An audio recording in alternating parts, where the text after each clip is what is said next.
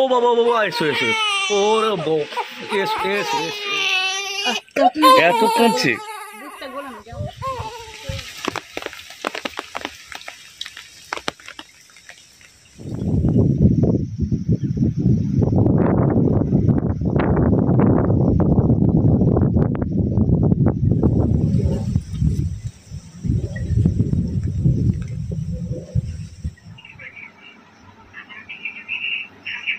নমস্কার বন্ধুরা, শুভ সকাল। আরও একটা নতুন ভাগে আপনাদের সবাইকে অনেক অনেক স্বাগত জানাই। আপনারা তো দেখেছেন আগের দিন যে মা বড় বোনেদের বাড়িতে গেছে, ভাগ্নির 3টে টিকা আছে, সেই জন্য সামলাতে পারবে না বলে গিয়েছে। আর মা নেই বলে বাড়ির কাজগুলো সারতে একটু অসুবিধা হচ্ছে, কিন্তু অসুবিধা হলেও কিছু করার নেই। টুকটুক করে আমি বাড়ির কাজগুলো সারছি। বাবু এখন চুপটি করে ঘুমাচ্ছে, সেই জন্য ছাদে জামা কাপড়গুলো আগে শুকনো করতে দিয়ে আসবো, তারপরে সকালের ব্রেকফাস্ট, চা, জলখাবার যেগুলো আছে সেগুলো করে নেব। আমাদের এখানে কিন্তু খুব সকাল সকাল দুধ এবং পেপার দিয়ে যায়। দুধটা ঢেলে রাখবো।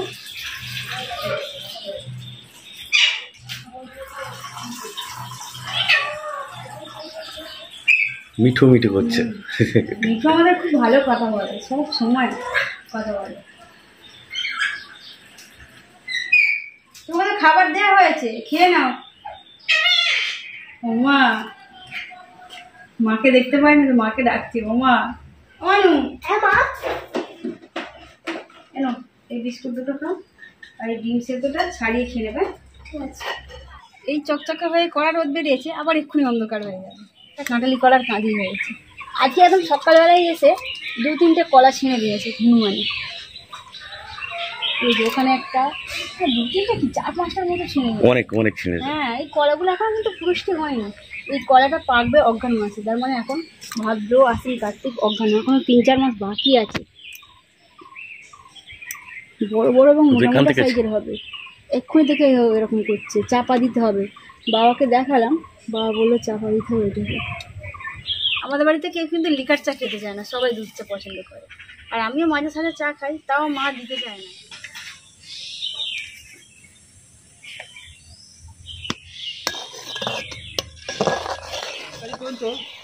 একটা দুর্যোগ ছিল তো, সেইটা আজকে দেখেছি আমার ফোনে এসেছে। দেওয়ার সময় হয়নি, আজকে দিই। কিছু ঢেঁড়স আর কিছু বরবটি পেয়েছি, যতটা পেয়েছি তুলে নিয়ে এসেছি। আর ছোট ছোট সব গাছে এখন প্রচুর হয়ে আছে। অনেকগুলো হয়েছে, এক চুবড়ি হয়ে গেছে ঢেঁড়স আর পরে। যাক, আজকের মতো তরকারি হয়ে যাবে। যা হয়েছে 500 মতো কড়াই আর 500 মতো ঢেঁড়স হয়েছে। ঠিক আছে। কড়াইটা চচ্চড়ি। এবার বর্ষার জন্য সবসময় বৃষ্টি হচ্ছে তো, আর গাছ নষ্ট হয়ে যাচ্ছে, প্রচুর বৃষ্টি হয়েছে। ওই জন্য গাছগুলো নষ্ট। গাছ ভালো আছে এখন খুব একটা ভালো নেই, বর্ষায় তো গাছগুলো নষ্ট হয়ে যাচ্ছে। আর যতটা আছে মোটামুটি তাও সব খারাপের দিকে চলে যাচ্ছে। গাছ ক্রমশ খারাপ, গোড়া খারাপ হয়ে যাচ্ছে বর্ষার জন্য। পোকা লাগছে তো, পোকা লেগে নষ্ট হয়ে যাচ্ছে। আমিও দেখলাম।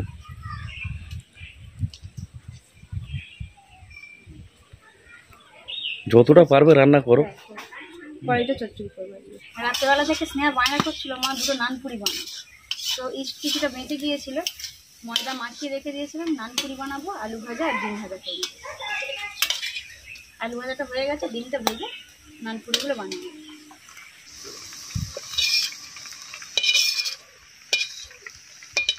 পঞ্চ করছে দাদা, আঙুলটা অনেকটা করে। চলো, পুরো জাল জাল হয়ে গেছে। আচ্ছা, ঠিক আছে।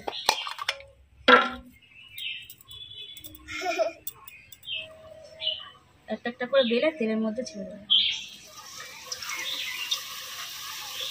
করে দিচ্ছি।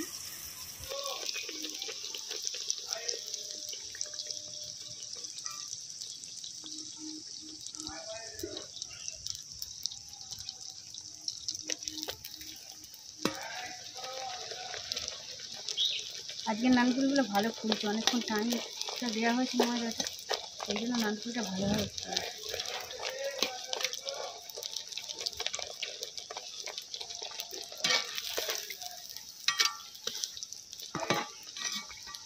বাবু কাঁদছে। হ্যাঁ, যাচ্ছে। এই তো এই কটা ভেজে হয়ে গেছে। মাঝে মাঝে মনে হয় এমন ধোঁয়া হচ্ছে যে চোখে আসছে, চোখ দিয়ে জল বেরিয়ে যাচ্ছে।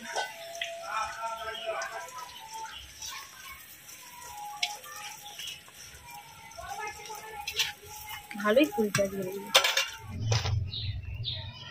ও বাবা বাবা, এসো এসো, ওরে বউ, এসো এসো এসো এসো এসো। এত কাঁদছে।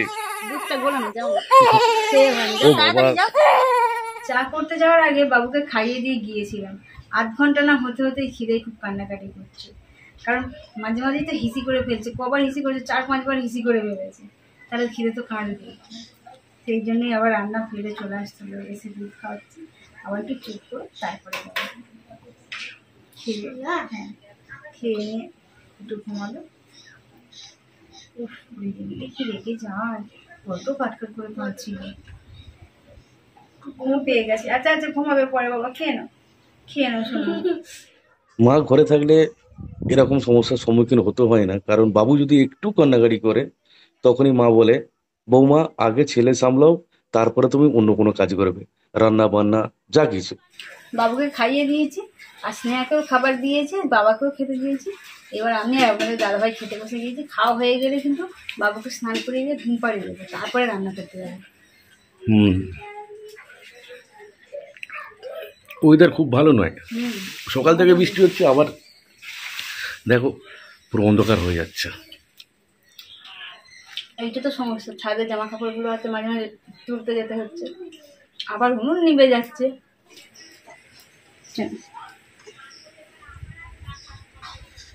চান করলে কি খুব সোনা লাগবে তোমাকে। হ্যাঁ, তবে কই আমার বাবা, কই আমার চাঁদ, কই বাবা, পায়ে কিরকম খেলবে, আর দেখো পায়ে ঠাল মারছে।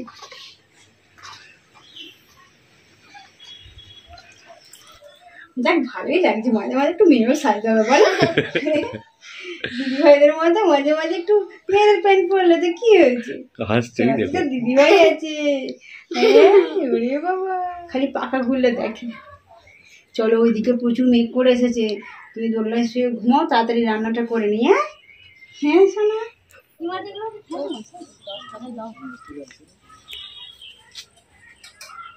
হ্যাঁ সমাজ নবাই গেল,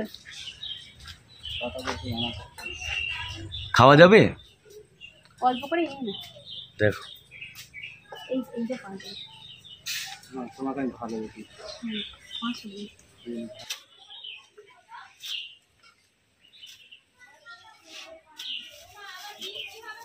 একটু সরে যাই, খালি কাকা সরে যাক।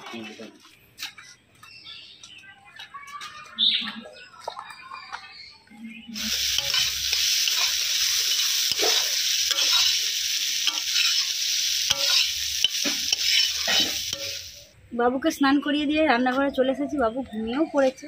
আর আজকে ভেবেছিলাম যে ডিমের কারি বানাবো, কিন্তু পাড়ায় মাছ বিক্রি করতে এসেছিলাম, ফ্যাঁসা মাছগুলো বেশ ভালোই দেখলাম, মানে খুব নরম হয় না, শক্ত শক্ত আছে, সেই জন্য মাছ নিলাম।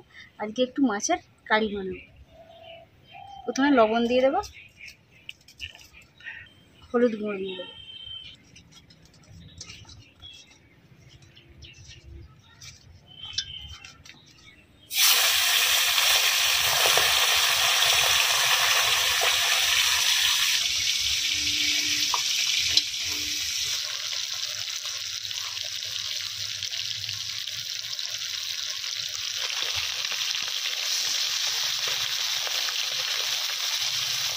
মাছের কারিতে আজকে একটু অল্প পরিমাণে আলু দেবো, সেই জন্য সরু সরু করে আলু কেটে ভেজে নিয়েছি। তো কারিটা বানানোর জন্য প্রথমে আমি কড়াই তেলের মধ্যে জিরে ফোড়ন দিয়ে দেবো, এবার পেঁয়াজের টুকরো দিয়ে দেবো,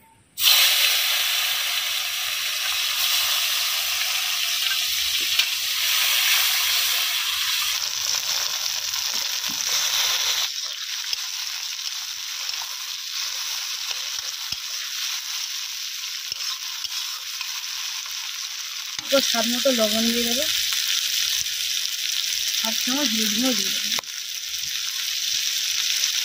দিয়ে ভালোভাবে মশলা দিয়ে দেবো। এরপর দিয়ে দেবো আদা রসুন বাটা,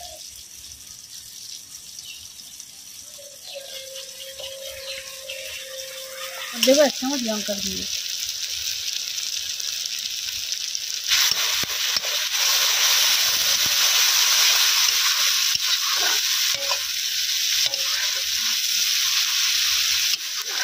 আলুগুলো মশলার মধ্যে দিয়ে দেবো।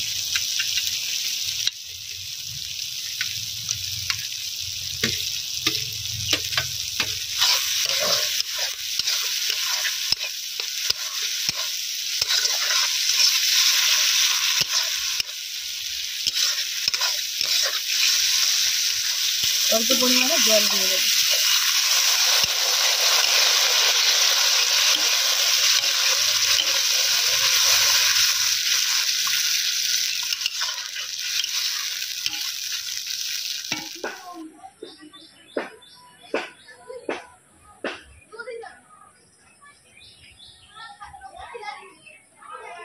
পিসগুলো একটু একটু করে দিয়ে দেবো।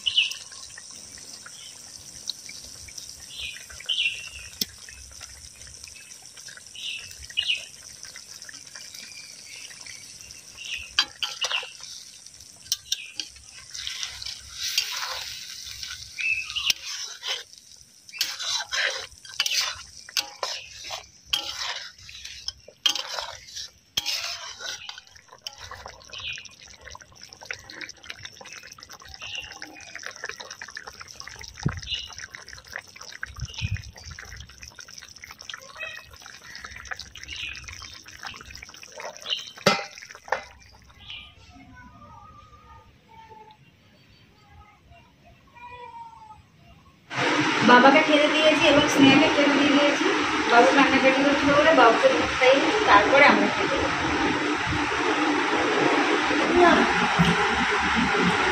আচ্ছা, কেমন হলো? ভালো। আজকের ভিডিওটা অনেক কষ্ট করেই বানিয়েছি। তো কোন জায়গায় ভালো লাগলো, কোন জায়গায় খারাপ লাগলো অবশ্যই একটা কমেন্ট করে জানাবেন। সবাই ভালো থাকুন, সুস্থ থাকুন। ধন্যবাদ।